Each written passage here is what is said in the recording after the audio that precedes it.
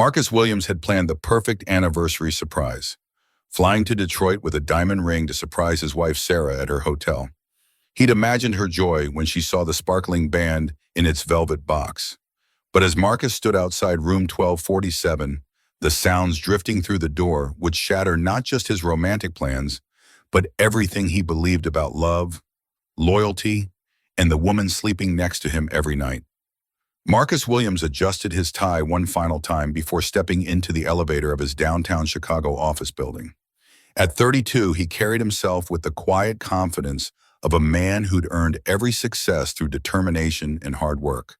His broad shoulders and strong hands told the story of someone who'd grown up fixing things, first in his father's auto shop on the South Side, now as a mechanical engineer designing life-saving medical devices for Harrison Medical Technologies. The morning sun caught the gold wedding band on his finger, reminding him of the surprise he'd been planning for weeks. Tonight marked 5 years since he'd married Sarah, and Marcus had orchestrated what he believed would be the perfect anniversary surprise. Sarah was 300 miles away in Detroit, handling a complex merger case for Morrison & Associates, one of Chicago's most prestigious law firms. She'd been working there for 2 years now, climbing the ladder with impressive speed. Marcus had secretly booked a flight to Detroit, planning to show up at her hotel with the diamond anniversary band that had cost him 4 months' worth of overtime pay. The small velvet box sat in his desk drawer, waiting for the moment he'd see her face light up with joy. "Marcus, you ready for the Henderson presentation?" His colleague James knocked on the office door, breaking his thoughts. Marcus nodded, sliding the ring box into his jacket pocket. The medical device they'd been developing, a new cardiac monitoring system, was about to change emergency medicine forever. If the presentation went well, Harrison Medical would secure the patent licensing deal that could set Marcus up financially for life. Everything seemed to be falling into place perfectly, like pieces of a puzzle he'd been assembling since childhood. But lately, small things had begun nagging at him like persistent splinters. Sarah's late nights at the office had become more frequent, their conversations shorter and more distant. She'd started keeping her phone face down during dinner, something she'd never done before. When he'd tried to plan their anniversary dinner weeks ago, she'd claimed she couldn't get out of the Detroit trip, even though she'd seemed excited about it in a way that struck him as unusual. Marcus had pushed these concerns aside, telling himself that her career demands were simply increasing with her success at Morrison & Associates. The presentation exceeded all expectations.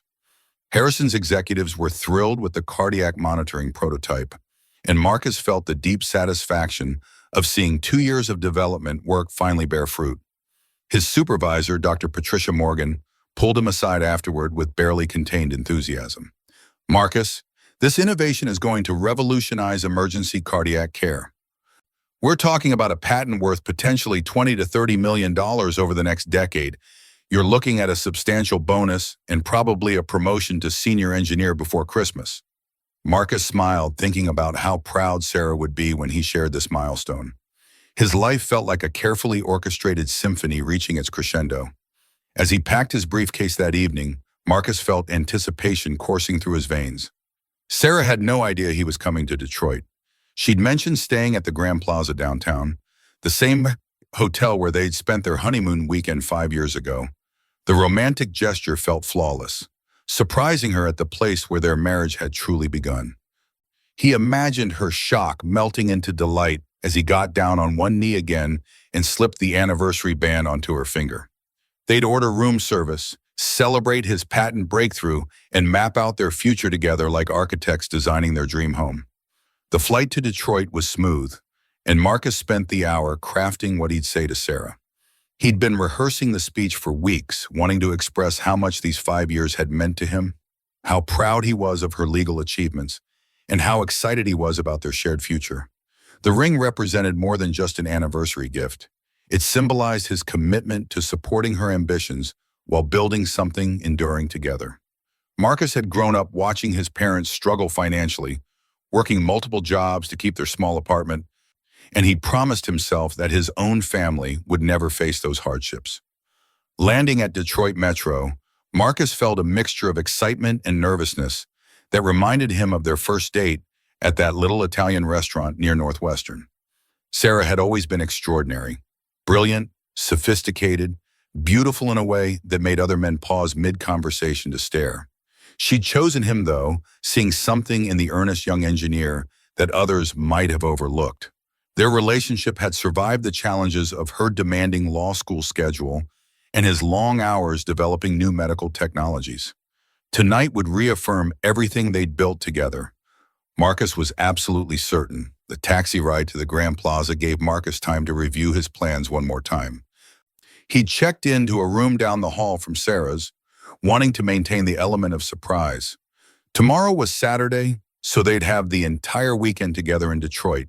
He'd already researched the best restaurants in the city, made reservations at the rooftop steakhouse, where they'd celebrated her bar exam passing.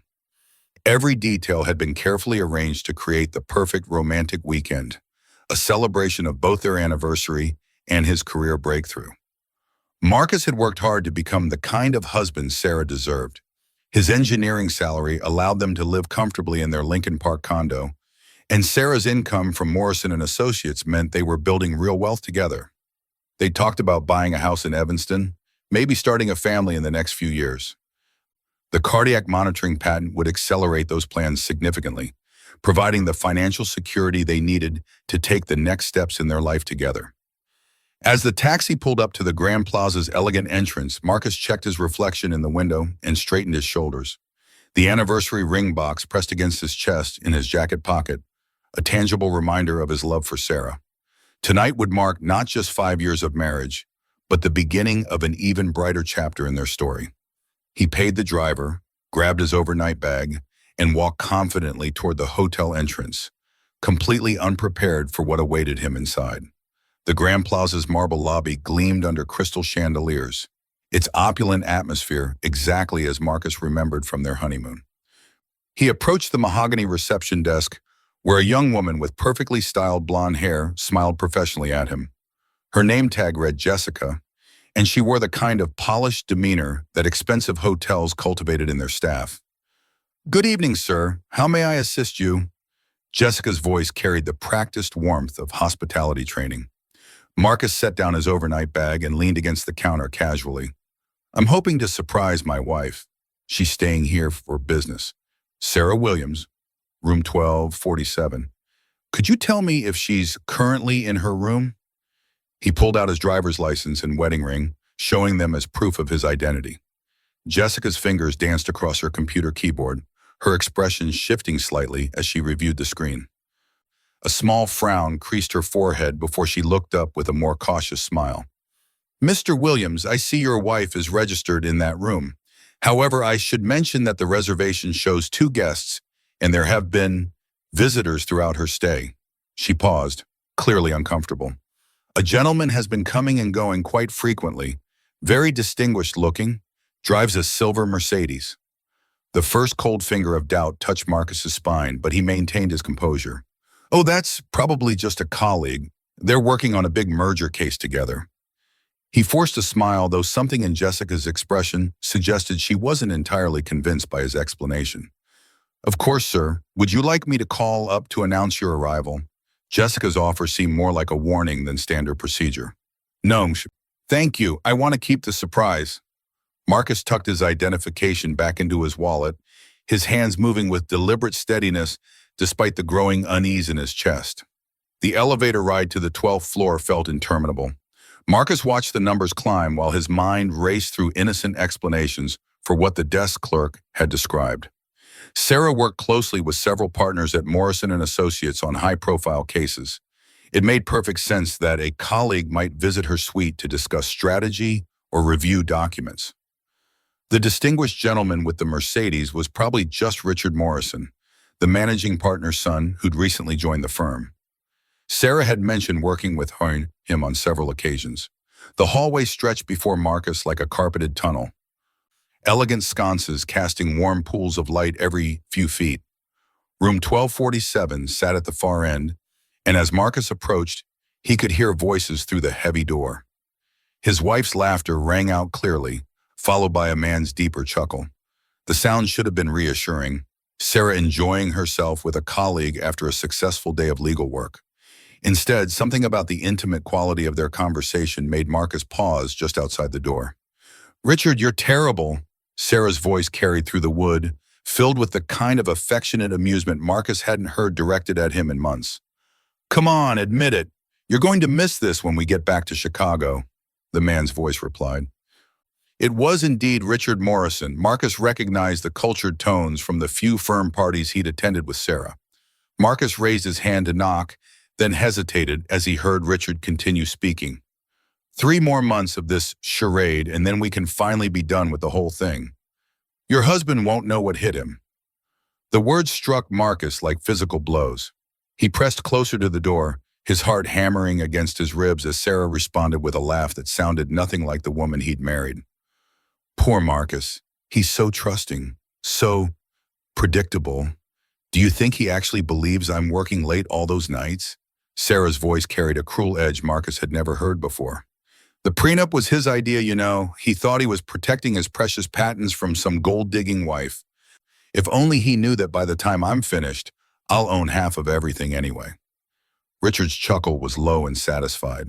"And once the divorce is finalized, we won't have to hide anymore. Your husband's cardiac monitoring patent alone is worth millions. Split that with his other assets, and you're looking at quite the settlement." Marcus felt his legs threatening to give way beneath him. The hallway seemed to tilt and sway as Sarah continued speaking with casual cruelty about their marriage. "The best part is how grateful he'll be tomorrow when I tell him I'm cutting the Detroit trip short to come home for our anniversary. He'll probably have some romantic dinner planned, maybe even jewelry." Her laughter was sharp and brittle. 5 years of marriage to a man who thinks changing oil counts as a romantic gesture. The anniversary ring in Marcus's pocket suddenly felt like it weighed 100 pounds. Every word from the room was destroying the foundation of everything he'd believed about his life, his marriage, his future. The patent he'd been so excited to share with Sarah, she'd been planning to claim half of it all along.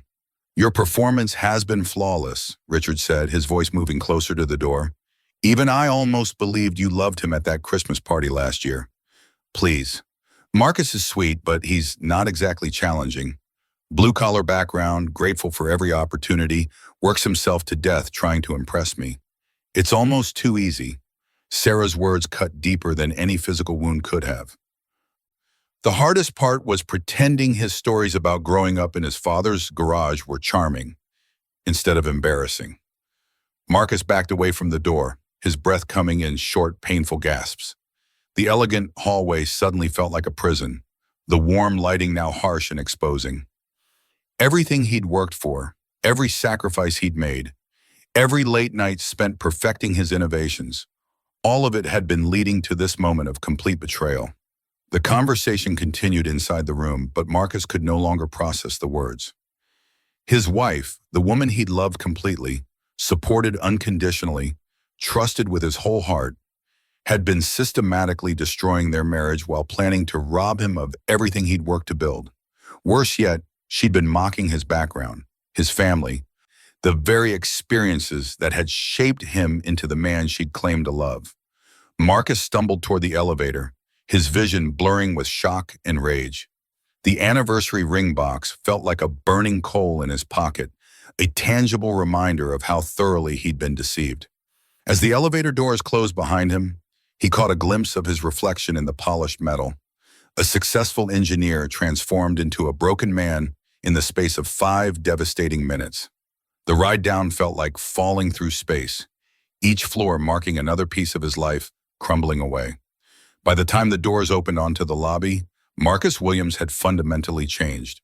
The trusting husband was gone, replaced by someone who now understood that love could be weaponized, that trust could be a fatal weakness, and that sometimes the people closest to you were the most dangerous enemies of all. Marcus sat in his rental car outside the Grand Plaza for 3 hours, staring at the hotel's glowing entrance while his world reorganized itself around this new reality. The dashboard clock read 2:37 in the morning, and the Detroit streets had grown quiet except for the occasional taxi ferrying late-night travelers. His hands gripped the steering wheel until his knuckles went white, but his mind was no longer clouded by shock. The initial devastation had crystallized into something harder and more focused, a cold, calculating anger that demanded justice rather than revenge. When dawn finally broke over the Detroit skyline, Marcus drove straight to the airport and caught the first flight back to Chicago. During the 2-hour journey, he filled a yellow legal pad with notes, questions, and observations. If Sarah and Richard thought they were dealing with a naive engineer who would crumble under betrayal, they had seriously underestimated their target. Marcus had spent his entire career solving complex problems through methodical analysis and careful planning.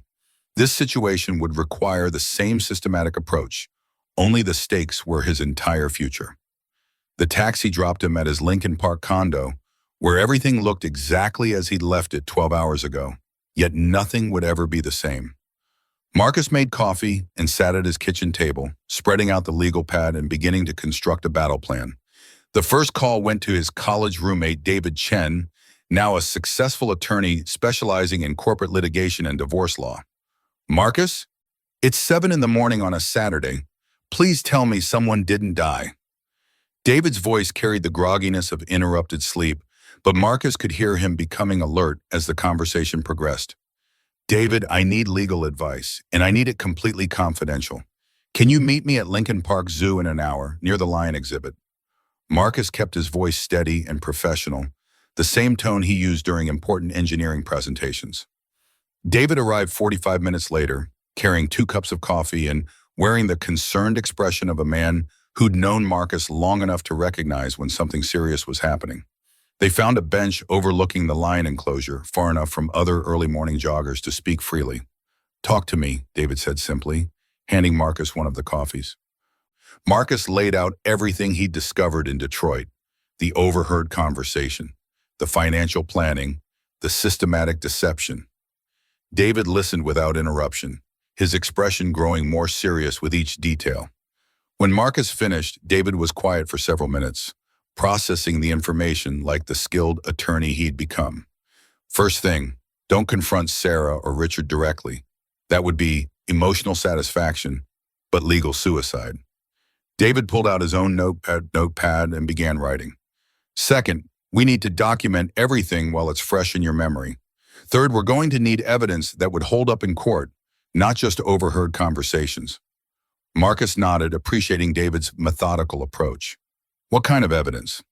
"Financial records showing any hidden assets or unusual transactions.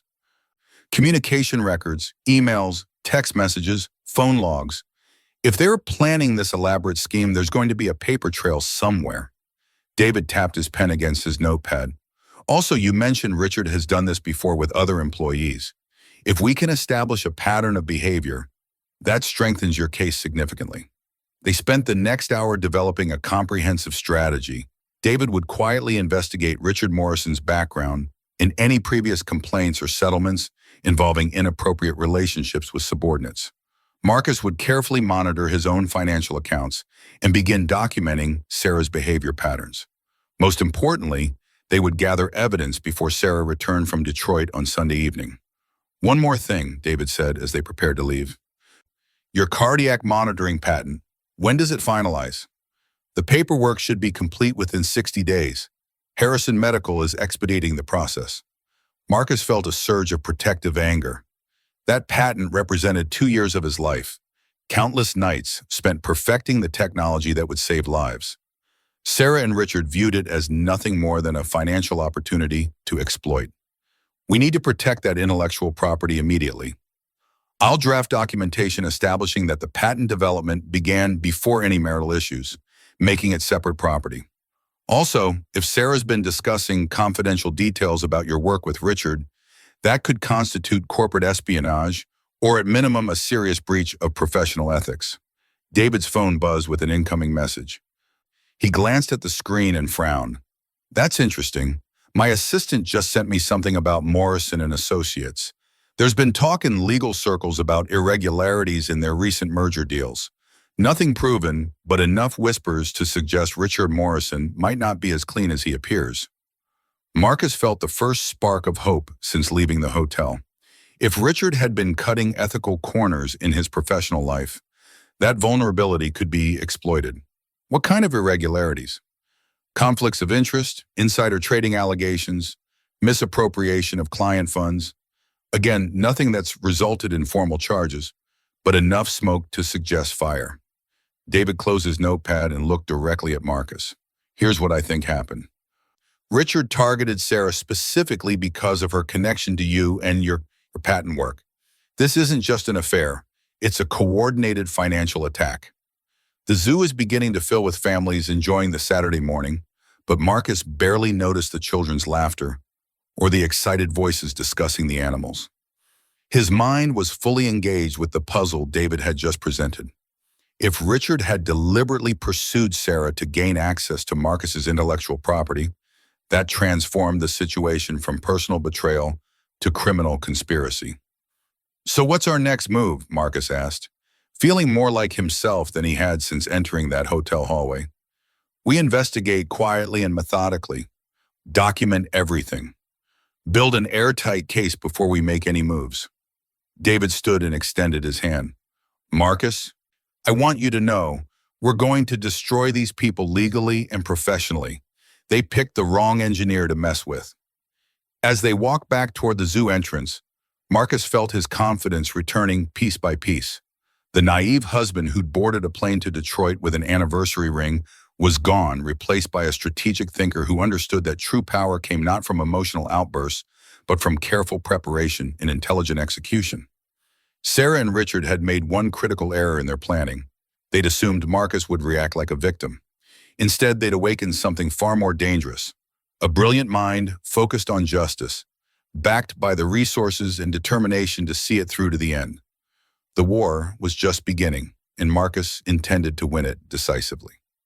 The following Monday morning found Marcus sitting in his office at Harrison Medical Technologies, maintaining the facade of normalcy while conducting a covert investigation. Sarah had returned from Detroit the previous evening with elaborate apologies about having to cut her trip short and enthusiastic plans for their anniversary celebration. Her performance had been flawless. The loving wife concerned about spending quality time with her husband, Marcus had responded with equal artifice, expressing understanding about her demanding work schedule while internally cataloging every lie. David had moved quickly over the weekend, utilizing his network of legal contacts to gather preliminary information about Richard Morrison's professional history. The results were disturbing enough to warrant deeper investigation. 3 former female associates at Morrison & Associates had left the firm under circumstances that suggested settlements and non-disclosure agreements. One had relocated to Seattle immediately after her departure, another had switched to family law despite being a corporate specialist, and the third had left legal practice entirely to become a real estate agent. "Marcus, can you come to my office when you have a moment?" Dr. Patricia Morgan's voice through his desk phone interrupted his review of David's findings. Marcus slipped the documents into his locked desk drawer and walked down the hall to his supervisor's spacious corner office. Dr. Morgan gestured for him to close the door and take a seat across from her mahogany desk. Her expression carried the gravity of someone about to discuss sensitive matters. "I received an interesting phone call this morning from Morrison & Associates, specifically from Richard Morrison, asking detailed questions about your cardiac monitoring patent and its potential market value." Marcus felt his blood pressure spike but kept his voice level. "What kind of questions?" "Technical specifications, licensing arrangements, projected revenue streams, the kind of information that would be valuable to potential investors or competitors." Dr. Morgan leaned forward, her eyes sharp with suspicion. He claimed he was conducting due diligence for a client interested in medical technology investments. But something about his approach felt inappropriate, almost predatory. This was the confirmation Marcus needed that Richard's interest in Sarah extended far beyond personal attraction. "Did you share any information with him?" "Absolutely not. Harrison Medical's intellectual property is strictly confidential until patents are finalized and licensing deals are negotiated." Dr. Morgan studied Marcus carefully. "Is there something I should know about your connection to Richard Morrison?" "I believe your wife works at his firm." Marcus made a calculated decision to reveal part of the truth. "Dr. Morgan, I have reason to believe that Richard Morrison has been inappropriately pursuing information about my patent through personal channels. I'm currently working with legal counsel to address the situation, but I wanted you to be aware that our intellectual property may be at risk." Dr. Morgan's expression hardened immediately. Corporate espionage was a serious concern in the competitive medical technology industry. "What do you need from me?" "Complete confidentiality about this conversation, and please don't share any information about my work with anyone from Morrison and Associates, regardless of how legitimate their requests might appear." Marcus paused, then added, "I may also need character references and documentation of my patent development timeline for legal proceedings. You'll have my full support. Harrison Medical protects its engineers and their innovations." Dr. Morgan made notes on her desk calendar. "I'll also alert our legal department to be cautious about any inquiries related to your work." That afternoon, Marcus met David at a small coffee shop in Wicker Park, far from their usual professional haunts. David had spent the morning making discreet inquiries through his network, and his findings painted an even darker picture of Richard Morrison's activities. "I spoke with Elena Rodriguez, a former associate who left Morrison and Associates 18 months ago." David stirred his espresso while keeping his voice low. "She's now practicing environmental law with a small firm in Evanston. It took some convincing, but she eventually agreed to share her experience off the record." Marcus leaned forward, sensing this conversation would be crucial to their case. Richard Morrison has a systematic approach. He targets female associates who are ambitious but financially vulnerable. Student loans, family obligations, career pressures. He offers mentorship and advancement opportunities, then gradually escalates to inappropriate relationships. When the women try to resist or report his behavior, he uses his family connections to make their professional lives unbearable. "What happened to Elena specifically?" Marcus asked. "She was working on a major acquisition case, putting in 80-hour weeks, when Richard started offering private dinners to discuss strategy. The meetings became increasingly personal, and when she tried to maintain professional boundaries, he began undermining her work publicly. Client assignments were reassigned to other associates, her research was criticized unfairly, and she was excluded from important meetings." David's expression grew grim. The final straw came when Richard suggested that her performance issues might be resolved if she became more collaborative with senior partners.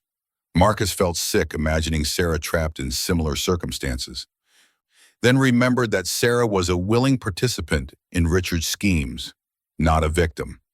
"Did Elena file any formal complaints?" "She tried. Richard's father is the managing partner, and the firm's leadership closed ranks immediately. They offered her a significant financial settlement to resign quietly and sign a comprehensive non-disclosure agreement. With her student loans and her mother's medical bills, she couldn't afford to fight a prolonged legal battle." This pattern suggested that Sarah's situation was different. She wasn't being coerced or manipulated, but rather was an active conspirator in Richard's plans. The revelation made Marcus feel simultaneously relieved and disgusted. "I have more information," David continued, pulling out another set of documents. "I contacted Rebecca Martinez, who left the firm 2 years ago. Same pattern, mentorship that became harassment, professional retaliation when she resisted, and ultimately a settlement agreement. But here's the interesting part. Rebecca mentioned that Richard specifically targeted women whose husbands or partners had valuable professional connections or assets. The pieces were falling into place with disturbing clarity.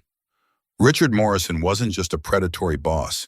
He was conducting sophisticated schemes to exploit women for access to their partners' financial and professional resources.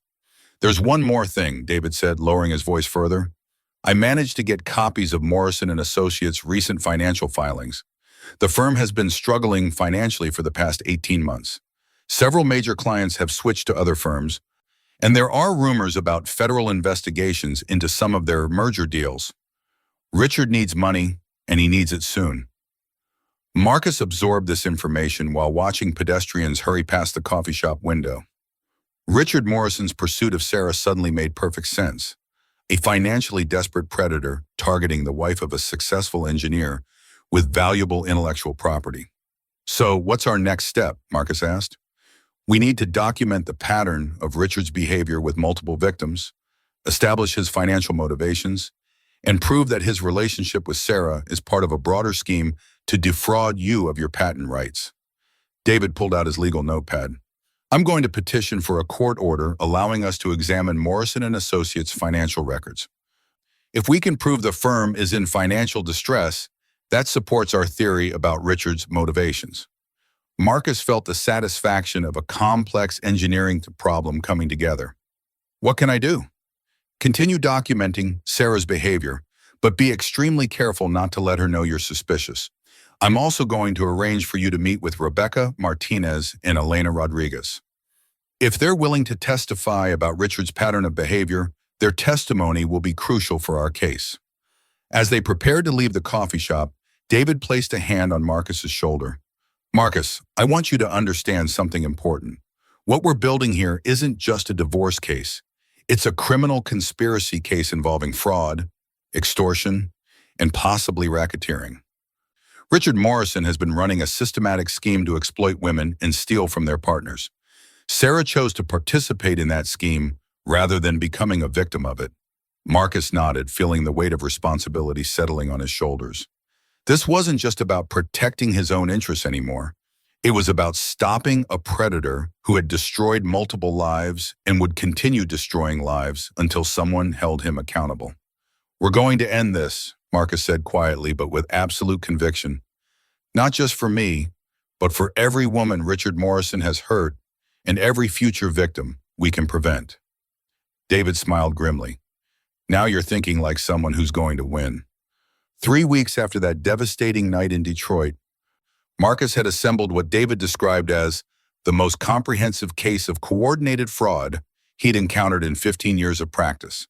The evidence filled 2 bankers' boxes in David's law office: financial records showing Sarah's secret asset transfers, recordings of phone conversations between Sarah and Richard discussing their timeline for the divorce, testimonies from 4 former Morrison and Associates employees detailing Richard's predatory patterns, and documentation of the firm's desperate financial situation. The morning Marcus chose to execute his plan dawned gray and cold, typical Chicago weather for late October. Sarah had left for work early, mentioning another late night at the office, code for another evening with Richard at the downtown apartment they'd been using for their meetings. Marcus waited until 9:30, then made his first call to the Illinois State Bar Association's ethics hotline. I need to report systematic misconduct by an attorney involving fraud, client exploitation, and professional violations, Marcus said calmly to the intake coordinator. Within an hour, he'd filed formal complaints supported by sworn affidavits from Elena Rodriguez and Rebecca Martinez, both of whom had agreed to testify despite the personal cost of breaking their non-disclosure agreements. The second call went to Morrison and Associates' managing partner, Richard's father, Jonathan Morrison. Marcus had debated this approach with David, but they decided that giving the elder Morrison a chance to address his son's behavior privately might prevent a drawn-out public scandal that could hurt innocent employees at the firm. Mr. Morrison, this is Marcus Williams. My wife Sarah works for your firm, and I need to discuss some serious concerns about your son Richard's conduct with female employees. The silence on the other end stretched for nearly 30 seconds before Jonathan Morrison cleared his throat. Mr. Williams, I think it would be appropriate for you to discuss any employment concerns through proper channels. Mr. Morrison, Marcus interrupted, his voice carrying the quiet authority he'd developed during years of presenting to hospital executives. I have documented evidence of your son systematically exploiting female employees, including using his relationship with my wife to attempt theft of proprietary medical technology worth millions of dollars. I'm calling you as a courtesy before I file criminal charges and notify the federal authorities investigating your firm's recent merger irregularities. Another long pause.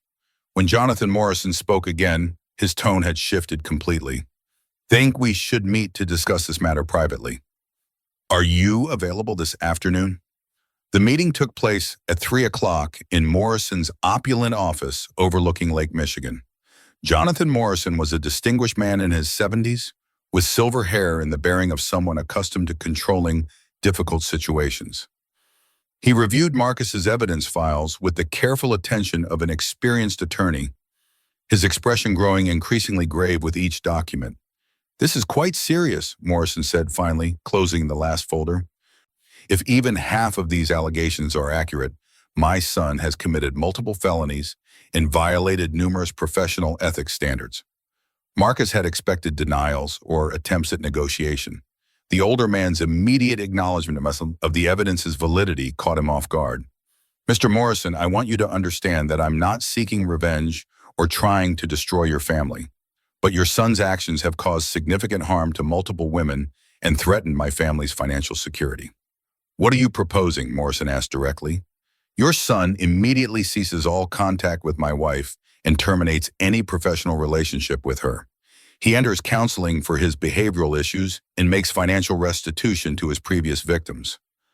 The firm implements new policies to prevent future exploitation of employees. Marcus pulled out a final document David had prepared. In exchange, I'll refrain from filing criminal charges, though the state bar investigation will proceed regardless. Morrison studied the proposed settlement agreement carefully. These terms seem reasonable, though I should point out that Sarah's termination might be inevitable given her involvement in this scheme. We cannot retain employees who participate in attempts to steal client information or intellectual property. That afternoon, while Sarah was presumably at client meetings, Marcus received a text from David. Package delivered. Sarah's been served with divorce papers at Morrison & Associates. Richard was terminated immediately and escorted from the building by security. Jonathan Morrison personally apologized to all the firm's female employees and announced new harassment prevention policies. Marcus spent the evening preparing for Sarah's return home. He arranged their photo albums chronologically on the coffee table. Visual evidence of what their marriage had truly been versus what she told Richard it was. The anniversary ring sat in its velvet box on the kitchen counter, a symbol of the love that had been systematically exploited and destroyed. Sarah arrived home at 8:15, her face flushed with anger and disbelief. She stormed through the front door, clutching the divorce papers and a cardboard box containing her personal effects from Morrison & Associates. What the hell is this, Marcus? She demanded, waving the legal documents. Some lawyer showed up at my office today with divorce papers and accusations about financial fraud. Richard's been fired, and his father is talking about criminal investigations. Have you lost your mind? Marcus remained seated at the kitchen table, his hands folded calmly in front of him. Sarah, I know about your relationship with Richard, your plans to steal my patent, and your scheme to defraud me in the divorce. I also know about the other women Richard has exploited over the years, and how you helped him target me specifically because of my work at Harrison Medical. Sarah's expression shifted rapidly from anger to shock to calculation. Marcus could almost see her mental processes working, trying to determine how much he actually knew and what options remained available to her. I don't know what you're talking about, she said, but her voice lacked conviction. Richard and I have a professional relationship. If someone has told you otherwise, they're lying. Marcus pulled out his phone and played a recording of Sarah's voice from that night in Detroit. Poor Marcus. He's so trusting, so predictable. Do you think he actually believes I'm working late all those nights? The color drained from Sarah's face as she recognized her own words. She sank into the chair across from him, the fight going out of her posture. How long have you known? She asked quietly. Since that night 3 weeks ago when I flew to Detroit to surprise you for our anniversary. Marcus gestured toward the ring box on the counter. I was going to give you that. 5 years of marriage and I was still naive enough to think you loved me. Sarah followed his gaze to the anniversary ring, and for a moment, something resembling guilt flickered across her features. Marcus, you don't understand the pressure I was under. Richard promised me a partnership track, career advancement. Stop. Marcus's voice cut through her attempted explanation. I've heard the recordings, Burrow. You weren't a victim being pressured. You were an enthusiastic participant planning to destroy my life for financial gain. The next hour was brutal in its honesty. Sarah alternated between attempts at manipulation, claims of victimhood, and finally angry admissions about her true feelings regarding their marriage. The loving wife persona crumbled completely, revealing someone Marcus realized he had never truly known. You want to know the truth? Sarah said finally, her voice sharp with resentment.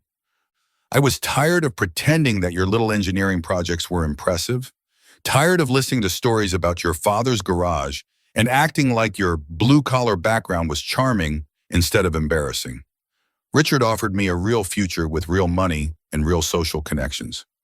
Marcus absorbed these words with surprising calm. The pain they would have caused 3 weeks ago had been processed and transformed into something harder and more useful. The irony, Marcus said quietly, is that my little engineering project is going to be worth $30 million over the next decade. The cardiac monitoring system I developed will save thousands of lives and revolutionize emergency medicine. Richard saw that value and used you to try to steal it. Sarah's eyes widened as the full financial implications hit her. 30 million? Money you'll never see a penny of, thanks to the prenuptial agreement you encouraged me to sign and the evidence of your fraud that will prevent any favorable settlement. Marcus stood and walked to the door, holding it open. Your belongings are packed into the bedroom. I suggest you collect them tonight. As Sarah gathered her things, Marcus felt no satisfaction or triumph, only a profound sense of closure. The naive young engineer who'd fallen in love with a brilliant law student was gone, replaced by someone who understood that trust must be earned and verified, that love could be weaponized, and that sometimes the greatest strength came from the ability to walk away from what you thought you wanted most. 6 months after the divorce was finalized, Marcus Williams stood in the gleaming conference room of Harrison Medical Technologies, watching Dr. Patricia Morgan sign the final licensing agreement that would bring his cardiac monitoring system to hospitals nationwide. The patent that Sarah and Richard had conspired to steal was now generating its first revenue payments, $800,000 in the initial licensing fee, with projections for millions more over the coming years. Marcus, this technology is going to save lives across the country, Dr. Morgan said, shaking his hand warmly. The emergency medicine community is calling it revolutionary. You should be incredibly proud. Marcus smiled, feeling a satisfaction that had nothing to do with money and everything to do with purpose. The past months had taught him to measure success differently, not by what others thought of his achievements, but by the genuine impact of his work and the integrity with which he lived his life. The divorce settlement had been swift and decisive. Sarah's attempts to claim half his assets had crumbled under the weight of evidence documenting her fraud and conspiracy with Richard. The prenuptial agreement she'd once encouraged him to sign had protected everything he had worked to build. More importantly, the criminal investigation into Morrison and Associates had revealed systematic financial irregularities that resulted in federal charges against Richard for mail fraud and conspiracy. Elena Rodriguez had called Marcus the previous week, with an update that brought genuine satisfaction. The settlement fund you helped establish has provided assistance to 6 women who were victimized by Richard's schemes. 3 of them are back practicing law, 2 started their own firms, and Rebecca Martinez just made partner at her new environmental law practice. The fund had been Marcus's idea, using part of his patent licensing revenue to create a support system for women who'd suffered professional retaliation after reporting workplace harassment. David Chen had helped structure it as a nonprofit organization, and several other professional associations had contributed additional resources. Marcus had also taken satisfaction in watching Richard Morrison's downfall unfold through the legal system. The once powerful attorney now faced 2 years in federal prison and permanent disbarment from practicing law. His father's firm had been forced to pay substantial fines and implement comprehensive reforms to prevent future misconduct. Justice had been served through proper channels, proving that intelligence and persistence could triumph over corruption and abuse of power. The personal healing had taken longer than the legal victories. Marcus had spent months in therapy, working through the betrayal and learning to trust his own judgment again. Dr. Jennifer Walsh, his counselor, had helped him understand that Sarah's deception reflected her character flaws, not his worthiness of love and respect. You chose to respond to betrayal with integrity rather than revenge, Dr. Walsh had observed during one of their sessions. That choice preserved your own moral foundation while ensuring that justice was served. Not everyone has the strength to take that path. Marcus had also reconnected with his family roots in ways that felt healing rather than painful. He'd started volunteering at a South Side community center, teaching basic engineering concepts to teenagers from backgrounds similar to his own. Watching young people discover their potential for innovation and problem-solving reminded him that his origins were a source of strength, not shame. It was at the community center that Marcus first met Elena Vasquez, a pediatric physician who volunteered there on weekends, providing free health screenings for families who couldn't afford regular medical care. Unlike the carefully constructed persona Sarah had maintained, Elena's warmth and dedication seemed genuine and effortless. "You're the engineer who developed that new cardiac monitoring system," Elena had said during their first conversation, her eyes lighting up with professional interest. "We've been using it in the Children's Hospital Emergency Department. It's already helped us save 3 young patients who might not have survived with the older technology." Marcus found himself drawn to Elena's combination of intelligence, compassion, and unpretentious authenticity. She came from a family of immigrants who'd built a successful restaurant business through hard work and mutual support. Her values aligned with his own: service to others, dedication to meaningful work, and respect for people regardless of their backgrounds or circumstances. Their friendship developed slowly and naturally over shared volunteer work and conversations about their respective fields. Elena showed genuine interest in Marcus's engineering projects, asking thoughtful questions about how medical technology could better serve underserved communities. Marcus admired her ability to connect with patients from all walks of life, treating each person with dignity and respect regardless of their ability to pay for care. "You know what I appreciate about you?" Elena had told him during a recent dinner at her family's restaurant. "You never try to impress me with what you've accomplished. You just focus on what you're trying to accomplish next." That observation had struck Marcus as profoundly true. The experience with Sarah had taught him the difference between authentic partnership and performance-based relationships. Elena valued the same qualities he'd learned to prioritize: integrity, purpose, and genuine care for others' well-being. As Marcus left the Harrison Medical Building that evening, he felt a profound sense of gratitude for the journey that had brought him to this point. The betrayal that had nearly destroyed him had ultimately revealed his own strength and resilience. The patent that Richard and Sarah had tried to steal was now funding not only his financial security, but also programs to help other people build better lives. His phone buzzed with a text from Elena. "Dinner tonight? I want to hear about the licensing deal, and I have news about the scholarship program." Marcus smiled, typing back, "I'll pick you up at 7. Can't wait to hear your news." Walking to his car, Marcus reflected on how dramatically his life had changed.